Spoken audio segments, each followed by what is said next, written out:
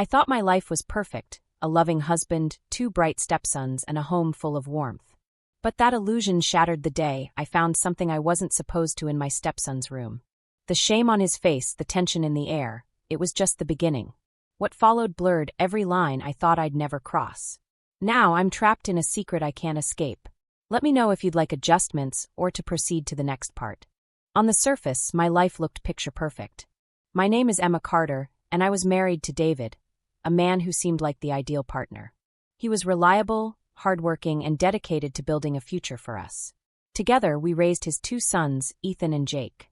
Ethan, the older one, was reserved and cautious, while Jake was full of energy, always bringing life to the house.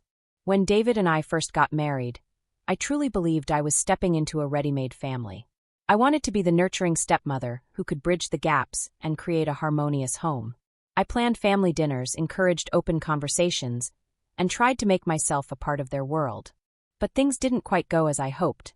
David's job kept him away for long hours, leaving me to navigate the complexities of bonding with two boys who weren't quite sure they wanted me there.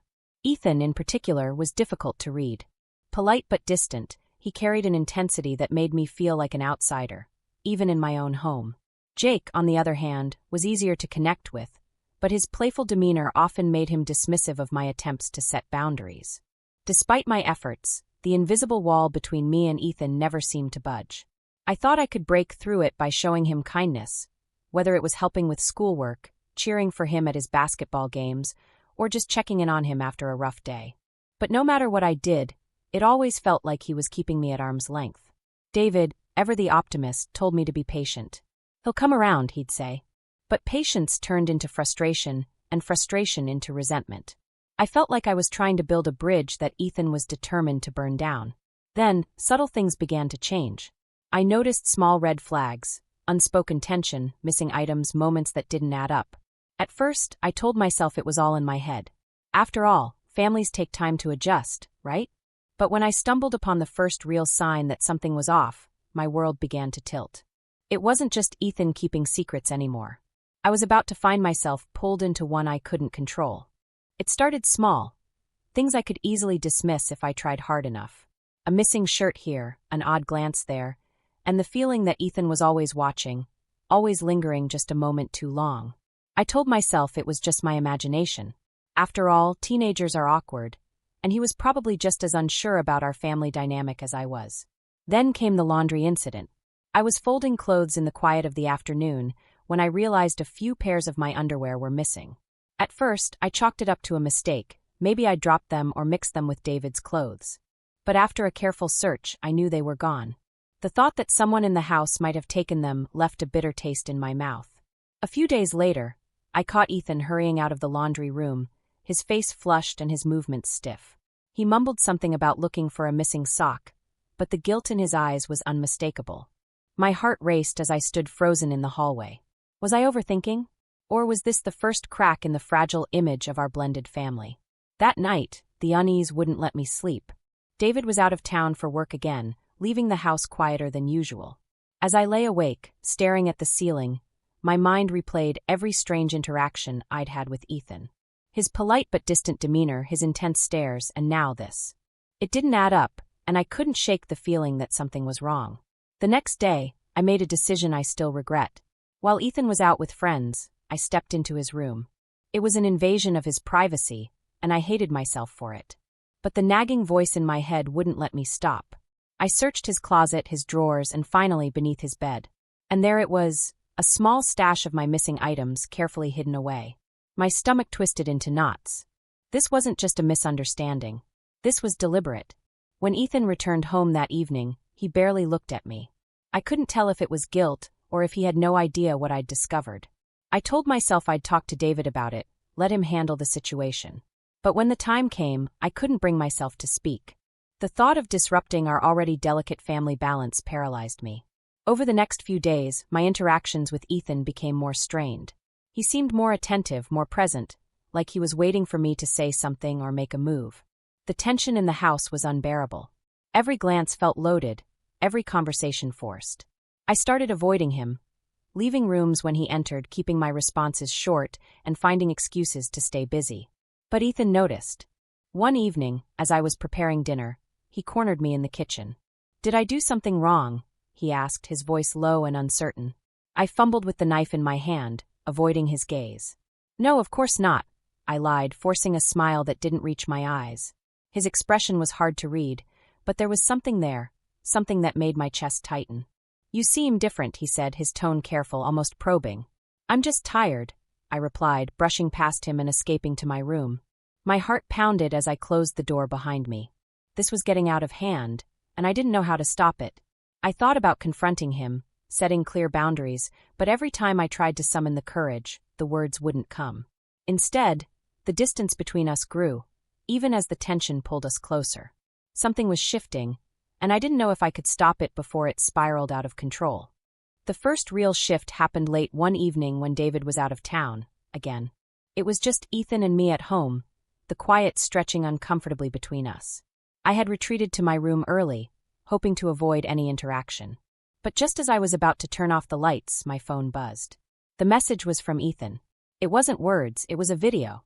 My hands trembled as I opened it, expecting something innocent, maybe a silly clip or a question about groceries. But what I saw was anything but innocent. My stomach twisted, and my breath caught in my throat. It was him, using something I recognized immediately. The very item I had bought to help him deal with his needs, hoping it would diffuse whatever tension had been building. I should have stopped watching. I should have deleted it and confronted him immediately. But instead, I froze, my mind racing with confusion, guilt, and something else I didn't want to admit. I told myself it was harmless, that he must have sent it by mistake. The next day, I avoided him entirely, desperate to maintain some sense of normalcy. But normalcy was gone. Ethan noticed my withdrawal. That evening, he approached me again, this time in the living room. "I'm sorry," he said, his voice low. "I didn't mean to make you uncomfortable." His sincerity caught me off guard. I wanted to believe him, to accept his apology and move on. But then he added, I don't know. I needed to feel close to something real." The vulnerability in his eyes was disarming. I should have shut it down, but instead, I found myself softening. "It's okay," I said, my voice barely above a whisper. "But it can't happen again." He nodded, his expression filled with relief. "Thank you," he said, and for a moment, it felt like the tension had eased. But deep down, I knew better.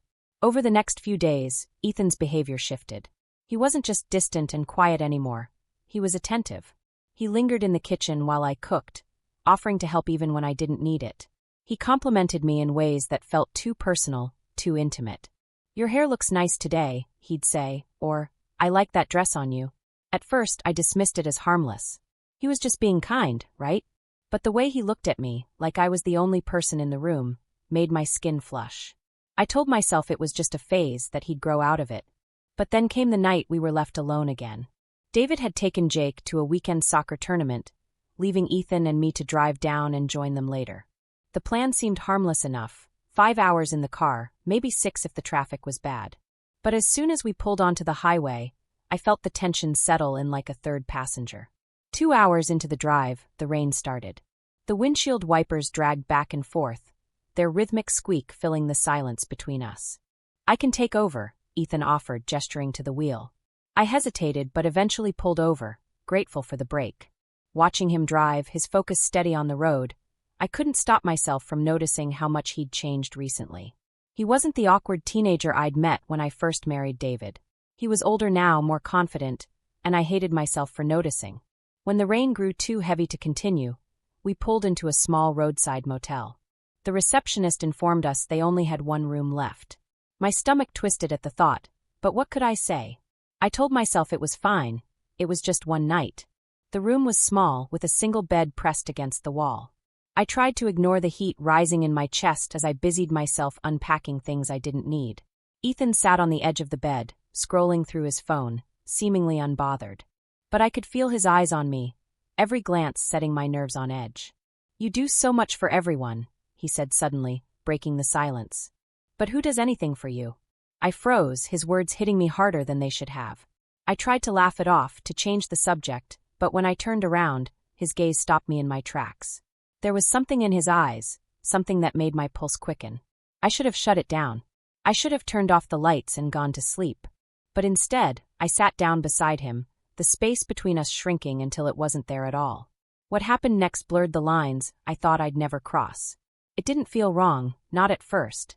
It felt like being seen, like being wanted.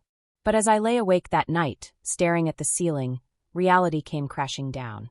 I told myself it was a mistake, that it wouldn't happen again. But deep down I knew I was lying. The morning after that night at the motel, the air in the car was thick with unspoken words. Ethan drove with calm precision, his focus on the road as if nothing had happened. I gripped the steering wheel when it was my turn, knuckles white as I tried to block out the events of the previous night. Every glance he gave me felt heavy, filled with a silent understanding that made my stomach churn. When we arrived at the family gathering, David greeted us warmly, oblivious to the storm brewing beneath the surface. Jake barely looked up from his phone, engrossed in whatever game had his attention. For a brief moment, I thought we might get through this. I thought I could push it all down, pretend it never happened, and return to the fragile illusion of normalcy. But Ethan had other plans. Over the next few days, his behavior shifted in subtle but noticeable ways.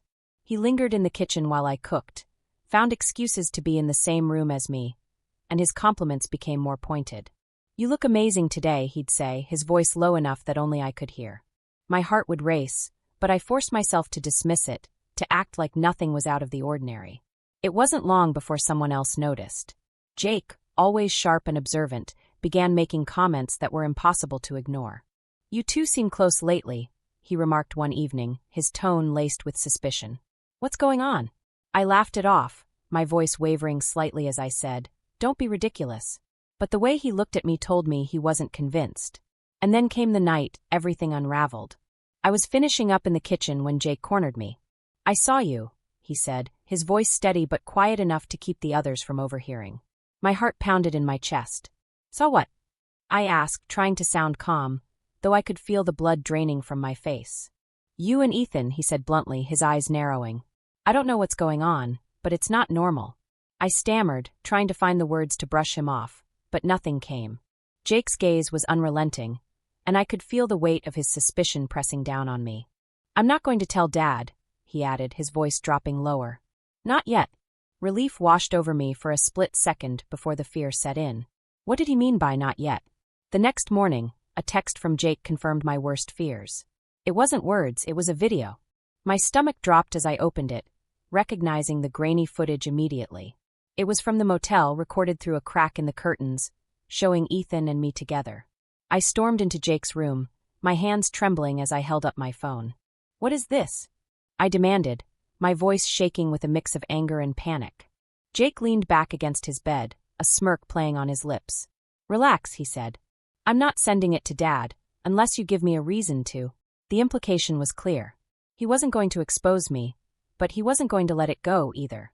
The demand started small, covering for him when he skipped school, slipping him cash for things he wouldn't explain. But it didn't stop there. The power he held over me emboldened him, and soon his demands escalated. I felt like I was suffocating, trapped in a web of lies and secrets that grew heavier with each passing day. Ethan, oblivious to Jake's blackmail, only made things worse. He continued to push boundaries, finding moments to brush past me in the hallway or linger too close when no one was looking. His gaze was intense, filled with a confidence that unsettled me. David, too, began to notice the cracks. "Is everything okay?" he asked one evening, his eyes filled with concern. "You've seemed distracted lately." I forced a smile, brushing off his worries with a vague excuse about stress. But I could see the doubt in his eyes, the way he was beginning to piece things together. I wanted to confess, to rip off the bandage and let the truth come crashing down. But every time I tried, the fear of losing everything paralyzed me. The breaking point came one night after dinner. Jake had been unusually quiet all evening, his eyes darting between me and Ethan like he was waiting for something. When David stepped outside to take a call, Jake leaned across the table and said, "You really think you can keep this up?" My heart stopped. "I don't know what you're talking about," I said, my voice trembling. Jake smirked. "Oh, you know exactly what I'm talking about. And if you don't start listening to me, Dad will too." Before I could respond, Ethan stood abruptly, his chair scraping loudly against the floor. "What's going on?" he demanded, his voice sharp and filled with anger. Jake leaned back in his chair, his smirk widening. "Why don't you tell him, Emma?" The room spun as I tried to think of something, anything, to defuse the situation. But before I could speak, Ethan lunged at Jake, grabbing him by the collar. "What are you doing?" he shouted. "Leave her alone." Jake laughed, his composure unshaken. "I'm just protecting Dad. Someone has to." The fight escalated quickly, with punches thrown and chairs knocked over. By the time David rushed back inside, the scene was chaos. "What the hell is going on?" he demanded, his voice cutting through the tension like a knife. No one answered. Ethan and Jake stared at each other, both breathing heavily, while I stood frozen, my mind racing. I knew the truth was on the verge of spilling out, and there was nothing I could do to stop it. David's gaze shifted to me, his eyes narrowing as he took in the scene. "Emma," he said slowly, his voice laced with suspicion. "What's going on?" I opened my mouth to speak, but the words wouldn't come. The weight of everything, the lies, the guilt, the fear, was crushing me. And in that moment, I realized there was no way to escape the truth. It was only a matter of time before it all came crashing down. After that night, the house was never the same. The fight between Ethan and Jake had left more than bruises. It left cracks in the already fragile facade of our family. David had demanded answers, but I'd dodged his questions, claiming it was just teen drama. He didn't seem convinced, but for the time being, he let it go. I wasn't naive enough to think his suspicion wouldn't resurface. Ethan, however, wasn't so forgiving. He avoided me entirely, his once attentive demeanor replaced by cold indifference. He wouldn't look at me during meals, wouldn't acknowledge me in the hallways, and his silence spoke louder than any confrontation could. I told myself this was for the best, that distance would help us both forget, but the ache in my chest told a different story. Jake, on the other hand, was emboldened. He knew he held all the power, and he wasn't shy about using it. His demands escalated quickly: money, rides to places he wouldn't explain, and worst of all, his constant, knowing smirks. He'd brush past me in the kitchen or lean too close when no one was looking, his presence a constant reminder of the secret he was holding over me. "You can't keep ignoring me," he said one evening, cornering me in the laundry room. "You know what I want." My stomach churned as I tried to push past him, but he blocked my way, his smirk fading into something darker. "If you don't want Dad to find out, you'll listen to me." The guilt was unbearable. I felt like a puppet, my strings controlled by a teenager who was far too clever for his own good. Every time I gave in to one of Jake's demands, I felt a piece of myself break, but the fear of losing everything kept me compliant. David started noticing the tension. "What's going on with you and the boys?" he asked one night, his tone sharper than usual. "You've been acting strange for weeks." I forced a laugh, shaking my head. "It's nothing really. Just trying to keep the peace." But David wasn't buying it. His questions became more frequent, his gaze lingering on me longer than before. I could feel him piecing things together, and it terrified me. I couldn't lose him, not after everything I'd already done to keep this family together. Then came the breaking point. One evening, as I was cleaning up after dinner, Jake sent another text. My phone buzzed on the counter, the notification lighting up the screen. I froze, my heart racing as I opened it. It was another video, one I didn't even realize existed. This time, it wasn't just Ethan and me. It was the aftermath, a private moment I thought had been left behind. Jake must have recorded it without my knowledge, another layer of betrayal in an already tangled web. I couldn't take it anymore. I stormed into Jake's room, slamming the door behind me. "Enough!" I hissed, my voice trembling. "Delete it. All of it." Jake leaned back on his bed, his smirk as infuriating as ever. "And what do I get in return?" "You've already taken everything," I snapped, tears welling in my eyes. "What more could you possibly want?" He didn't answer right away. Instead, he stared at me, his expression unreadable. "You'll find out," he said finally, his voice low and deliberate. "But for now, just remember, I'm the one holding all the cards." I left his room shaking, the weight of his words pressing down on me. I wanted to tell David everything, to confess and let the chips fall where they may. But the fear of losing him, of losing this life I'd built, kept me silent. Ethan, meanwhile, began to unravel in his own way. He wasn't the same boy anymore, his confidence replaced by anger and frustration. He started lashing out, not just at me, but at Jake too. The tension between them was palpable, and it wasn't long before David started noticing. "What's going on with you two?" he asked during dinner one night, his voice stern as he looked between them. "This constant fighting has to stop." Neither of them answered, their silence filling the room. I kept my head down, avoiding David's gaze, but I could feel his suspicion growing. The walls were closing in, and I had no way out. The worst part was the guilt. Every time I looked at David, I saw the trust one was betraying. Every time I looked at Ethan, I saw the boy I'd failed. And every time I looked at Jake, I saw the smirk of someone who knew he had me trapped. I was unraveling, piece by piece, and I didn't know how much longer I could keep up the charade. The fallout wasn't just breaking our family, it was breaking me. The silence in our home was deafening. Conversations were sparse, filled with tension that no one could ignore.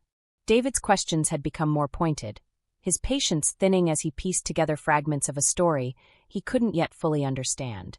Ethan barely spoke to me, his cold indifference cutting deeper than any words could. And Jake carried on as though he were untouchable, his smirk a constant reminder of the power he held over me. I was unraveling. Every day, I felt myself sinking further into a pit I'd dug with my own mistakes. The weight of the secrets, the lies, and the fear of discovery was suffocating. I thought about running, about packing a bag and disappearing, but what good would that do? The damage had already been done, and the people I loved would be left to pick up the pieces. One evening, as I sat alone in the living room, David approached me. "Emma," he said softly, sitting down beside me. "Something's wrong. I don't know what it is, but I can't ignore it anymore. Please just tell me." The raw concern in his voice broke something in me. For weeks, I'd been holding everything inside, terrified of what would happen if the truth came out. But as I looked at him, I realized I couldn't keep pretending. The lies were poisoning everything, and the man I loved deserved better, even if it meant losing him. Tears streamed down my face as I spoke, the words tumbling out in a flood I couldn't stop. I told him everything, the tension with Ethan, the mistakes I'd made, and Jake's blackmail. I didn't hold anything back. For the first time, I let myself be completely vulnerable, no matter how ugly the truth was. David sat silently, his expression unreadable as he processed everything I'd said. When I finally finished, the weight of my confession hung heavy in the air. "I don't know what to say," he said after a long pause, his voice barely above a whisper. "I trusted you. I trusted you with my family." The pain in his eyes was unbearable, but there was also something else, relief. As devastating as the truth was, it was out in the open now, no longer festering in the dark. For the first time in weeks, I could breathe, even if it was shallow and unsteady. The days that followed were filled with difficult conversations and raw emotions. David confronted Ethan and Jake, demanding accountability and honesty. There were tears, accusations, and moments of silence, so heavy they felt like they would break us.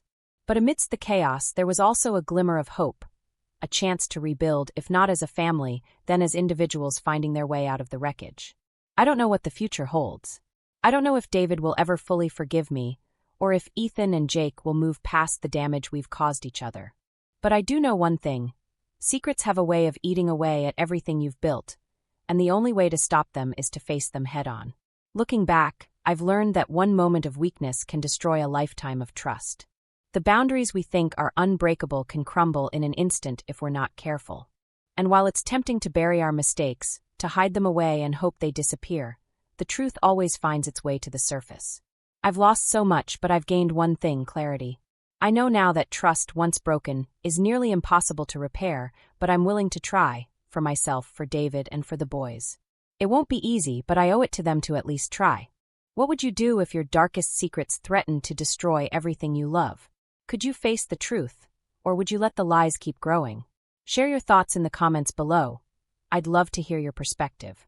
And if this story resonated with you, don't forget to like, share, and subscribe for more gripping tales that will leave you questioning everything.